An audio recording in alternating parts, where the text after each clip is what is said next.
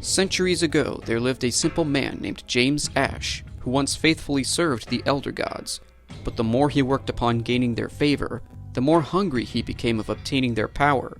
The Elder Gods became aware of Ash's plan, and therefore cast him downward to the NetherRealm, where he would meet the fallen Elder God known as Shinnok, as well as serve the monarch Hades.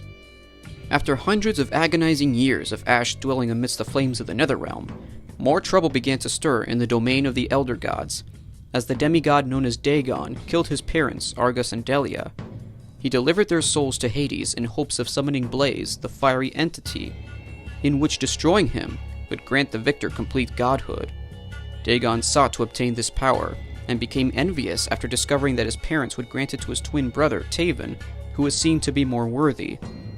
Taven avenged Argus and Delia and defeated Daegon in battle, but requested the Elder Gods to keep him alive, as he had empathy for his brother. Well after Daegon was confined in suspended animation, the sorcerer Shang Tsung had finished constructing the crown of the time-bending titan, Kronika. With the power of her crown and of the hourglass, Kronika was ready to rewrite history. To put her abilities to the test, she looked far out into another galaxy and spotted Ratchet and Talon Apogee. She chose them as test subjects, and rewound a large portion of time, but with a new ending to their adventures. She sent them to the void where the remains of the Lombax race dwelled, also fiddling with their memories so they would never discover what she had done. Kronika then challenged the Elder Gods to battle, hoping to completely erase them with her abilities and begin her new timeline.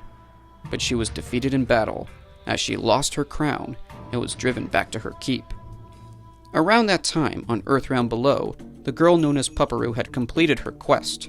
She had met with the great curry god and saved her friend's restaurant from going out of business. But after the festivities, she witnessed Kronika's crown fall from the sky. When it landed on the ground, Pupuru curiously investigated. Wearing the crown, she felt a sudden surge of power flow through her, a sensation she had never felt before in her life. After removing it, she felt she was growing very ill. Her pet Ku prepared a special medicine, and Pupuru desperately drank it all, still under the illusion that she was about to break. The side effects were soon triggered when she fell asleep, as the dream began. Meanwhile, the crafty one known as Gigades was looked upon by Shinnok, who sought to use him for a greater purpose than his own.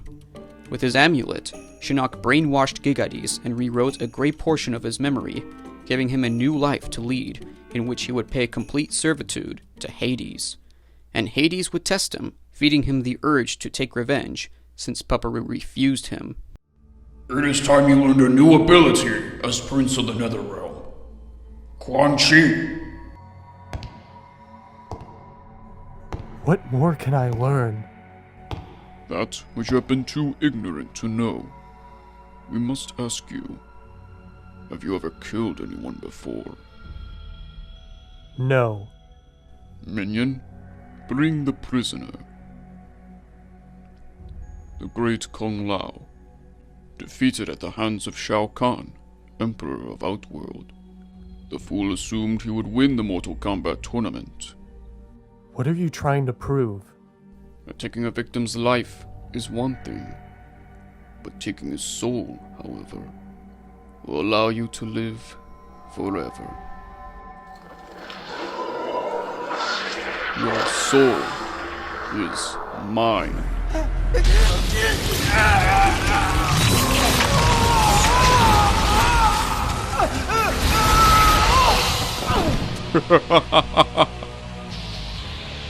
Of course. Take me back to the surface. As Gigades and Quan Chi departed, James Ash saw this as his chance to steal Shinnok's amulet. Seeing how it altered the mind of Gigades, he would do the same on all other life forms. After seizing the amulet, he trapped the soul of Hades within it. All of the NetherRealm was now under his rule, having brainwashed all his subjects and seized supreme power. And on the surface of Earth, with his new ability granted to him, Gigades took the souls of Pupuru's parents and of Ku, who had devoured his true father before he began his new life serving Hades. Pupuru was unaware of this, as she continued to slumber, and her nightmare grew worse. Sleep well, Pupuru. Sleep deep. And when you awaken, you have no one else to turn to but Gigadis.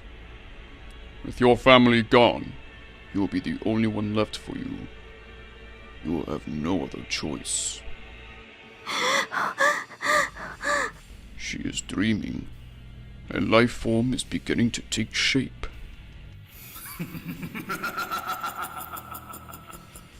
Meanwhile, outside Pupuru's room, Your soul is mine.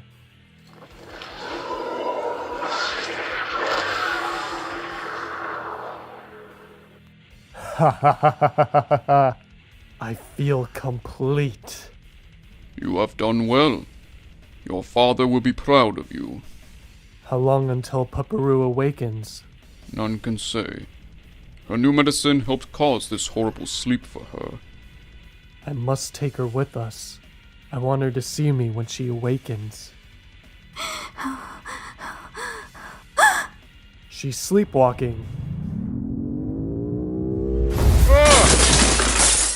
Pupuru's sleepwalking rampage had begun. Blindly, she blasted her magic throughout Dishtown, causing destruction wherever she went. Some magic she used instantly teleported her to the busy streets of Los Angeles, California, where her chaos continued to spread. But it did not last too long, as she was soon spotted by LA SWAT agent Stone. Stone restrained Pupuru and locked her in a solitary cell at Blackfield Asylum, where the last hours of her dream would play. Inside her head, the man named Marcus Kane grew desperate to end the terrible nightmare, whereas the evil Needles planned to trap Pupuru in the dream forever. Marcus escaped into reality, but Needles went with him, twisting Marcus's form into that which would soon be dubbed the Dark Knight. And as the Dark Knight materialized in the cell next to Pupuru, the girl finally awoke to the cruel, cold, harsh reality. Yet Chronica was inspired by the dream, as she found it to be the most fitting form of a new timeline, to bring about the end of EarthRealm. Being that Marcus had taken a duplication of Pupuru's memory with him, Chronica used that to her advantage, as she and her son Shinnok took control of Marcus temporarily. They used him to bring Ratchet and Talon out of the void, and gave Ratchet the dark, horrifying memory of Pupuru. Yet the plans of Chronica would be frustrated, as Ratchet began to make the dream come true in the good way instead of the dark way. Nevertheless, it was the start of a new era, and the start of Pupuru's new life.